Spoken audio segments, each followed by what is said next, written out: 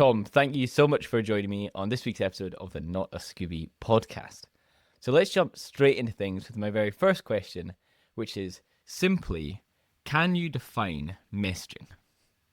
Thank you, Jack. Yeah, it's a pleasure to be here. So, messaging is how you marshal your words in a way that will motivate the people who read them to do what you want them to do. That's my understanding of it. So it can be used by businesses or charity. It's generally I consider it to be the sort of the most upstream part of your marketing, by which I mean all other marketing is just an attempt to share that message that you've created in the process of your messaging. So I would imagine that most people think that their field is the most important field, but as I see it, mistakes are made when you get someone, for example, to build a website before you know what message you're going to put on that website, or if you get someone to do an email campaign or something before you've given thought to how to formulate the need for your services or products in a way that makes people want to buy them. And I would call that messaging. hmm And what are the things that most people are getting wrong with their messaging and how it's maybe unclear or ineffective with actually getting people to make that So, call out? That's a great question. And to market my services, I do an absolute ton of these free website review videos. So I do them for all my new connections on LinkedIn. And so I see a lot of websites, and I look at a lot of messaging, and I kind of give people a lot of feedback. So I've got my I've been sort of compiling lists of the biggest mistakes that people make. That by miles, the biggest mistake that people make with their messaging is they just boldly describe what they do. So, you've seen it a thousand times. Like we do. Once you start noticing it as well, it's everywhere. Like if you look at so I live near Bristol, and in Bristol there are more creative agencies per square mile than anywhere else on earth. And I've reviewed a bunch of their websites, and so many of them just begin with, "We are a full service creative agency," and so it's okay. It's all very well, and the job of the website, that's a very small part of the job of your website, is to make it perfectly clear really quickly what you do. But you've said what you do, but you haven't said or even thought about for a second why that is relevant to me, the person reading that. So okay, fine, you're a full service creative agency. Well, go about your day. Have a lovely time. But a better message would be, I suppose you sort of go into a process of exploring why that business exists and what problem that business exists to solve. And this is a lot easier with specialized businesses. And I think because of the way social media is moving us all, businesses are going to become smaller and more specialized, I think, because of this effect. So if you it's very difficult to create compelling messaging for a generalist agency, but for a specific agency that, say, for example, does SEO, for want of a better example, they exist to solve the problem that people are being kind of lost in this sea of identical websites. And so their job is to get people visibility. And so the problem that they exist to solve is that problem of invisibility. And I think it was Ogilvy who said, if you're selling fire extinguishers, lead with fire. So if the first thing the messaging should really do is kind of get people feeling uncomfortable about their status quo, and get people, if you're selling SEO, just get people kind of going, oh yeah, actually, that's a point. No one can find me online. I mean, I'm making up this example as I go along, but if so, you remind people that where they are now isn't a great place to be, and you kind of slightly agitate that so they get a bit uncomfortable. And it sounds a little bit unethical, and I'm always kind of always sort of aware of the ethics behind all this kind of stuff. And if you, as the example I always give of kind of unethical marketing is, or I think it's unethical, is if you read a beauty magazine, men or women, whatever, if you spend a bit of time reading that, you end up feeling pretty bad about the way you look. And I think that's unethical, because what they're doing is they're creating a problem where none exists. And then you turn the page, and then there's, oh, surprise, surprise, there's a product there, which in return for some money, they will solve that problem that they just created. So I think that's unethical because they created the problem. Whereas your business and my business, we are, I think, ethical or more ethical, insofar as any business can really be ethical. We're more ethical because um, we are identifying a the problem that exists already, and we're offering a solution to that problem. So in order to sell that solution, though, you have to make people very aware of the problem, and you get them. So you get them. There's a sort of two-step, or I suppose it's a three-step process. The first step would be to remind them why things aren't great where they are now. And then to kind of go into a little bit of detail. So you're painting a negative picture of the status quo, and then you paint a positive picture of how good things could be. So you allow people to imagine. This is why lots of hero sections on websites, they would have, a headline that says, are you struggling with dot dot dot, and then they would have on the right hand side, they'd have a picture of somebody who's enjoying life in the sort of in the state of having that problem solved. So you've got the why things are bad here, and then you've got this imaginative possibility that you're creating in people's minds of how good their life could be over here.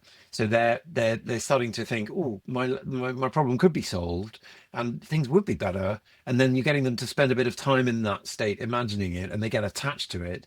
And so when they come back to reality doesn't feel quite as good as it felt when they had that problem. So they're becoming attached to this solution. So you haven't said anything about yourself yet. You're still talking all about the customer. So there's no we are a full service creative agency involved in that process. You're reminding them what's wrong with where they are now, painting a picture of how good things could be. And then in order to connect the two, as a sort of bridge from bad place to good place, the best thing to do is to wheel out your existing clients and your social proof, your testimonials, and have your clients say, I used Jack and he took me from this bad place to this good place, and my life is now unrecognizably wonderful. The flowers are blooming, and I will never want to go back to how things were before. And so you're getting them to kind of gush about how great you are and how you took them from that bad place to that good place. And so those three things, and I've sort of simplified it to the three P's. You've got the pain, the possibility, and the proof. And if you've got those three elements, then your messaging is going to do the job. People are going to get their attention. They're going to feel seen because you've explored that problem that they have, and they're going to go, oh yeah, I do have that problem. Yeah, wow, this person sees me, or this business really understands me. So they're showing empathy, and then yeah, they're imagining how good it would be after it's been solved, and then you're sort of proving your ability to solve that problem and your authority by having existing clients come along and say, I've been on that journey. And I suppose that is that encompasses a version of what I would call storytelling. So people always talk about storytelling, but in the sense that you're drawing that contrast between how bad things are and how good things could be, and you're letting all stories, marketing and otherwise, involve a kind of a transformation and a sort of shift. And I suppose the story is deep in our psyche, is this kind of template for telling and receiving stories, and for imagining our transformation, a transformation in our own lives through the medium of a story. And it's our ability to tell stories. I don't know if you've read that wonderful book Sapiens by Yuval Noah Harari. It's really wonderful book, and he argues that the thing that differentiates us from other social animals is the only thing that's any different from us is our ability, is our sort of ability and desire to tell stories and to listen to stories. Because it was the first guy who said, like, let's worship a god in the sky, or let's build a city over there, or let's go to battle with those guys over there. That person was able to lead a group of people by saying, it's not great now, but if we do this and if you come with me, then it could be amazing. And so he's kind of telling that story, that contrast. And that's leadership, that's sales, that's marketing. It's kind of, and you see it in political speech writing, you see it in love letters, you see it everywhere people want to influence other people. There's this kind of this sense of kind of opening up this imaginative possibility. And I think if it's mastered, that it's a hugely powerful skill. And everyone's always talking about storytelling, and there are lots of different kinds of it. But that's the one I talk about, is that contrast. I hope that made some sense. No, absolutely. And I think something that I picked up on there about websites, you reframed it as your website should be about the viewer. It should really be about them. I think many people, including myself, are very guilty of seeing their website as this is my little stage and everyone's going to pay attention to me and everyone's here because they care about me. And it's like, no, they they're wanting to find value from themselves, which for themselves, which isn't selfish. And it's the same with video content. It's like someone's watching your video, not someone's watching this podcast, not because they're hoping that we're having a fantastic time. They're trying to find something useful for them Yeah. in the hearing of this. Yeah, 100%, 100%. And it's a bit like if you go to a party and it's normally a man, but the person who's like going on and on and on about themselves, they're not someone you want to stand next to and listen to. People make their excuses and move on, but the people who ask questions or who kind of explore you are the interesting ones to be. Now, that's a much more attractive trait in a person is sort of that changing that value. And actually it applies to way more than just marketing and sales. But if you can flip the switch from like what can I get, which is how that's ultimately we're all here to make money, we're all in business to make money for ourselves. But if everyone's focused on what I can get, um then it's kind of it doesn't there's nothing there that draws people to you. Whereas if you think about how can I help, then and actually this make flipping that really changed my attitude to sales. I used to kind of find sales a bit of a cringe because it felt like I was kind of constantly going cap in hand to other people and saying, please can I have some money? And they would say, no, not today. And and you go away feeling kind of destroyed by that. Whereas if you actually think of sales as like, what can I do for you? How can I've got these skills. I've got this kind of backpack full of things that I can share. Would you like some of this or would you like some of that? And people kind of go, oh, actually, yeah, that is interesting. And then when they say yes, it's much more fun. But when they say no, you kind of go, okay, that's fine. I'll go on to the next guy and see if that person wants me. So it just changes the attitude. And I think it makes your sort of, yeah, I think what I mean, it definitely makes a sort of a sales pitch and a message more compelling if it's framed in terms of what, yeah, the new language about the person reading it. Not kind of we language. You still need a little bit on there somewhere about you somewhere on the website you need to kind of see the human face of the person you're going to be dealing with and know a little bit about what positions them as an authority in this area. But even that should be done, rather than, and in my spare time I like reading and climbing mountains. It should be sort of talking about, like, this is a fact about me that is of use to you. And I think once you make that switch and filter everything when you critically look at your own marketing materials, if you stop thinking about, how can I tell all the facts I want to tell about myself and start thinking of it in terms of someone's coming to this with a problem and I'm the person to solve that problem. So how am I going to make that person feel that I understand their problem and have something of value to them to help them with their problem? And if you look at it like that, then it just flows out and it works really well. Yeah, absolutely. And I think something else there is the importance of believing in the businesses that you're working with is actually feeling like I want this business to succeed. Because I've certainly been guilty in the past of working with people. I'm like, here's your video, and I'm like, I don't actually care about the end goal of this because I'm like, I don't really necessarily agree on like a moral level of what this business is about or whatnot. So I'm like, I don't care. Meanwhile, when I have worked with organizations that I really believe in, and I'm like, I want this to succeed, the relationship is so much better for it, but also the end outcome, my work is so much better because you can see the passion that comes through it.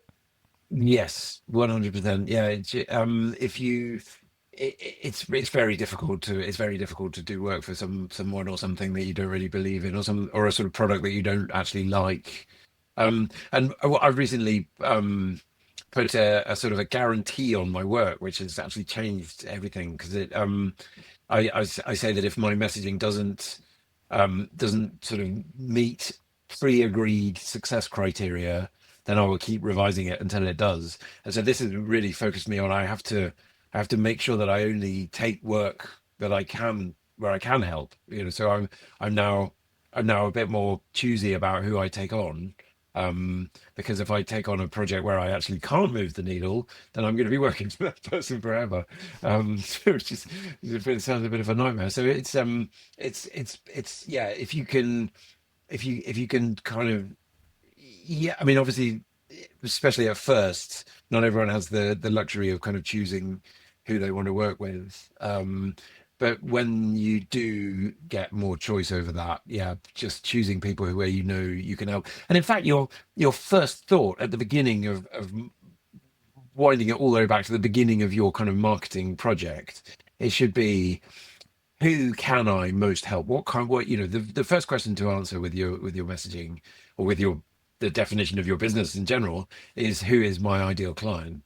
And the answer to that question is who stands to benefit most from me and what I have to offer? Who needs what I've got in my backpack the most? Um, and ideally that would overlap with who do I enjoy working with and who has a bit of money and who's a growing segment. That if you can find people who benefit and get value from the stuff that you've got from from your services, then those are the best people to work with. Hmm. And going back to the success guarantee that you have, I find this time and time again that it's always like everyone says, do that, it's fantastic because you take on all the risk. So people are like, oh, this seems like an amazing offer, and it's kind of a Godfather-esque offer you can't refuse because you're like, oh, this is so good. I think the worry that everyone has of that is, do you feel like people have ever taken advantage of that? And because it's like, say, oh, we double your conversion rate on your website, and if we don't, we'll do it all over again. Is there ever the risk? Do you ever worry about the risk of someone just not being transparent about those results that they're getting? There is an element of trust involved. So I don't promise to double their conversion rate necessarily. What I promise is that when in the initial meeting we would decide together how much their conversion rate would have to rise to in order for the project to pay for itself, in order for it to be a good investment. Because I don't want to be, for my own sanity, I don't want to be working with people where my work represents a dead loss and they, regret working with me. That would be awful. And so I want clients I can help. I want happy clients so that I can grow my business, get referrals, and have fun doing it. And so we agree. We have a delicate conversation at the beginning where I say, your conversion rate is now X. If it rose to Y, would this money that you're spending on me become a good investment? And we agree that. And then I keep working until they get to that point, and then they're on a trajectory at that point where it keeps getting better. Um, yeah, there are things outside my control that could be affecting their conversion rate. So the work I do typically. I mean, the message, as I said before, the messaging exists upstream of the website, and the messaging will inform not just the website, but also, for example, a social media content calendar or an email campaign. Or so the messaging exists in those places. But if they had a duff product, which thankfully none of my clients to date has, or if they put their prices up at the same time as me doing my work, that would affect the conversion rate. And so I do have a clause in my terms and conditions around this guarantee. That there's a sort of an element of reasonable, I can't remember the legal language, I'm not a lawyer, but it has to be a sort of where it has to be kind of reasonably shown that the conversion rate not going up is because of the messaging. If the conversion rate's not going up because of some obvious other factor, then I can't be sort of expected to keep revising the messaging for the rest of time. But you know, I do, I do want to have, I do sort of throw myself into my client relationships and do everything I can to ensure that at the end of that relationship, they're thinking to themselves, "Wow, I'm so glad I worked with him because I want that. And because in my previous life, before I started Vanilla Killer, my projects didn't go very well. I was a web designer and not a very good one, and my projects would typically not go very well, and that was hugely depressing. And that didn't make me happy at all. And then the wheels came off that in September last year, and threw me into a crisis, out of which came Vanilla Killer. Um, and I realized that part of what was getting me down was the fact that these projects weren't going well. I'm not a designer, although I was running a generalist web design agency without any other designers in it. So I was kind of pretending to be a designer quite a lot, which was miserable. But and yeah, so yeah, finding an area of life where I actually can help clients and help them effectively just made me very happy. And yeah, I guess previously I thought that you had to do the whole lot. You had to do everything. You had to take people from sort of not having anything to having everything. But you actually don't. You can be, and you probably should be, not you specifically, but in general, we should all be as specialist as we can, because it's much easier to market yourself, and it's much easier to be good if you're only doing one thing. And it's much more counterintuitive. It's much more interesting. It's much more interesting to be doing one thing. Previously, I was doing I'd have 10 projects on the go with different teams in different places and 10 different platforms, 10 different clients, but often 10 different countries. And I'd be spinning in 10 different directions, not able to do any of it very well at all. Whereas now I'm doing the same thing for all my clients. I'm getting better at it with every project. So it's way more fun. So yeah, I'm answering questions that you didn't ask now. No, I think that that's the fantastic guest is coming up with things that I hadn't even thought about. And yeah, I think it's very interesting to hear that shift, because I think for anyone in my position currently trying to grow their first thing beyond myself, it's very interesting that, oh, you were there. You had your team, you had clients all over the shop, and you realized, actually, I'm not enjoying this as much as I thought I would. And it was, do you feel like it was about the then scaling back and, as you said, niching down and being like, this is my offer. I don't offer, the star and the moon. I just offer my little contribution, which is very effective, but this is the thing I enjoy. So it's very interesting to hear that trajectory and that transformation that you've gone through. Yeah, it's the problem with it is that until September there was no huge problem. Or if I had looked more honestly at my situation, I would have. I was complaining a lot to my friends, and they were sort of saying, maybe do something different. And I was like, oh, but there's no, it paid the bills and it was sort of fine. It wasn't really making me happy, but it wasn't, there were some successes, so it felt that it was okay. Um, but because I was trying to do, because the agency, I mean, agency is a very grand name for it. It was me and some lads in the Philippines doing the development. And yeah, I was, as I say, I was too much of a generalist. I was trying to help people with SEO and with web design and with development and with e-commerce. And I knew at the time that well, everyone knows that there's a benefit to specializing, but I didn't really see how I could do it. And then it was only when things went really, really wrong. And I'm now, even though it was absolutely the worst, the time imaginable, it was an absolutely horrible couple of months. That was September, October last year. I'm really glad that happened now, because otherwise I would have just been drifting on, doing the same old thing. So it had to go wrong, but to go right, which perhaps says a bit more about my personality than about the situation. But when it did go wrong, I was like, well, this time I'm going to do it right. And I was reading a really good book called Built to Sell by a guy called John Warrillow. It's really good. And his thing was to make a business that you can later sell.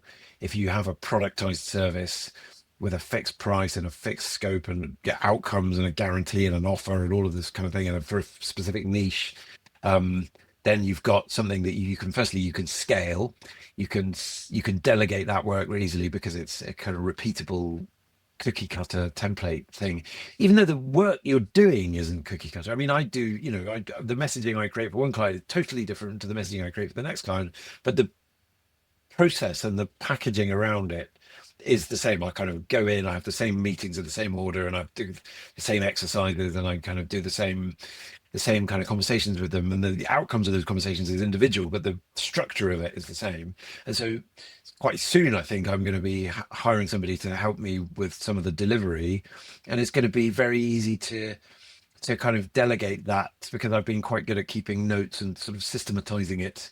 Um, and yeah, so you get, it's easier to delegate it. It's easier to sell it because you know what you're selling and you know to whom you're selling it. And then it's easier to ultimately package up the whole business and sell the business because you can say like this business does this one thing and it does it for this is how it gets clients and this is what it does with those clients, and it's a sort of machine with the wheel going round, and you can sell that rather than my previous business, which was a sort of yep, I'll do that, yep, okay, right, yep, how much money have you got?